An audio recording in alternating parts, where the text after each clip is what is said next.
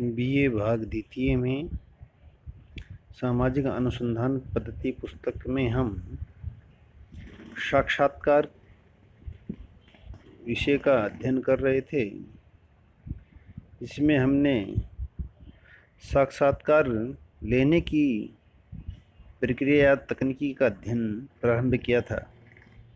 साक्षात्कार लेने की प्रक्रिया को हम 3 भागों में बांटते हैं। सबसे पहले साक्षात्कार की प्रारंभिक तैयारी करते हैं, फिर साक्षात्कार की प्रक्रिया को अपनाते हैं और उसके पश्चात साक्षात्कार का समापन व प्रतिवेदन लिखते हैं। कल हमने साक्षात्कार की प्रारंभिक तैयारी का अध्ययन किया और आज हम साक्षात्कार की प्रक्रिया का अध्ययन करेंगे। साक्षात्कार की जब प्रारंभिक तैयारी कर लेते हैं हम, तो उसके पश्चात जब सूचनादाता से संपर्क करते हैं तो साक्षात्कार की प्रक्रिया को अपनाते हैं। साक्षात्कार की प्रक्रिया में जो पद्धति अनुसंधानकर्ता अपनाता है वह सूचनादाता की बुद्धि, क्षमता, योग्यता एवं शैक्षिक स्तर पर निर्भर होती है। हम साक्षात्कार को संचालन करने के लिए निम्नलिखित बातों पर ध्यान देते हैं। सबसे पहले हम सूचनादाता से संपर्क करते हैं, जो कि हमारा सबसे पहला कार्य है।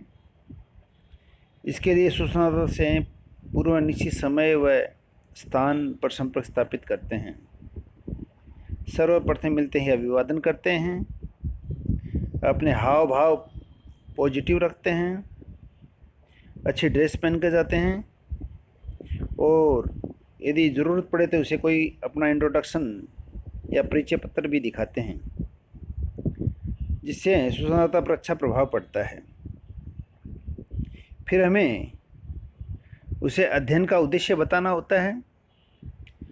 साक्षात्कारदाता को अपने अध्ययन का उद्देश्य बता देना चाहिए, अपनी संस्था का परिचय देना चाहिए और जिस विषय का हम अनुसंधान कर रहे हैं उस विषय से संबंधित जो महत्वपूर्ण बिंदु हैं और विषय का जो उद्देश्य है वो हमें उसको ज्ञात करवा देना चाहिए, ताकि उसे लगे कि सूचनादाता जो भी सूचना देगा उनका कोई दुरुपयोग नहीं होगा। इसके पश्चात उद्देश्य बताने के पश्चात हम सूचनादाता से सहयोग की प्रार्थना करते हैं, जिसके अंतर्गत पहले हम उसकी प्रशंसा करते हैं। उसे कहते हैं कि आपके सहयोग के अभाव में हमारा अनुसंधान कार्य पूर्ण नहीं होगा। आपका जो सहयोग होगा वो हमारे अनुसंधान के लिए अति आवश्यक है। साथ ही हमें उसे विश्वास दिलाते हैं कि जो भी आप हमें सूचनाएं देंगे उन सब सूचनाओं को हम गुप्त रखेंगे और हमारा अध्ययन केवल विज्ञान को आगे बढ़ाना है, अतः हमें आप सहयोग दीजिए। इन सब बातों के पश्चात साक्षात्कारकर्ता एवं उत्तरदाता दोनों परस्पर वार्तालाप प्रारंभ करते हैं, जो कि विषय से संबंधित होती है, जिसमें विभिन्न प्रकार के प्रश्न पूछे जाते हैं। प्रश्न करते समय यह ध्यान रखना चाहिए कि प्रश्नों का क्रम सही हो, प्रश्न विषय से संबंधित हो, उनकी भाषा सरल हो तथा प्रश्न ऐसे न हो जिनसे कि सूचनादाता क्रुद्ध हो जाए अथवा जिनके उत्तर वह टालना चाहिए। कौन से प्रश्न कब पूछे जाएंगे वह समय और परिस्थिति के अनुसार होने चाहिए। एक प्रकार के प्रश्नों को समाप्त होने के पश्चात दूसरे प्रकार के प्रश्न करने चाहिए। ऐसा नहीं कि बीच बीच में अलग अलग टाइप के प्रश्न किए जाएं।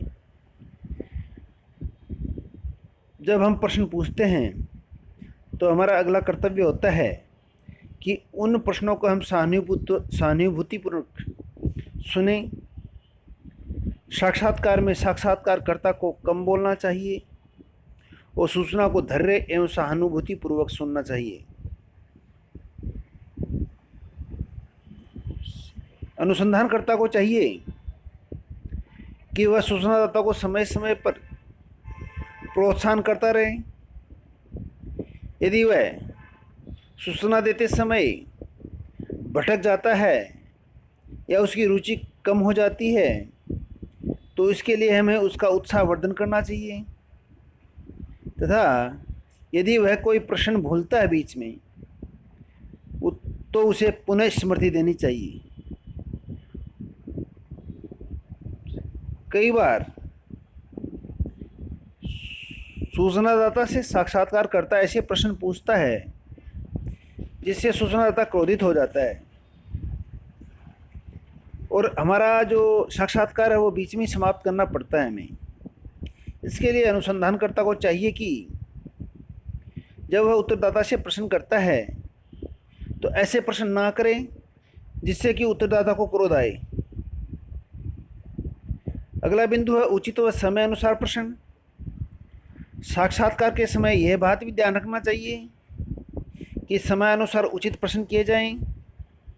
प्रश्न सदैव जो विषय चल रहा है उसी से संबंधित होने चाहिए।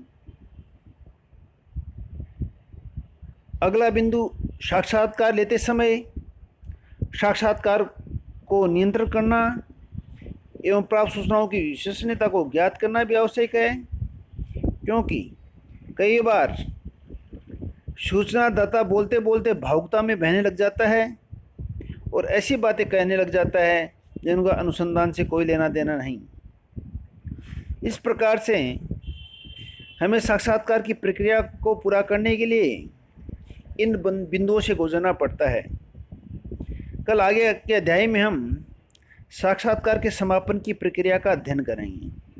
धन्यवाद।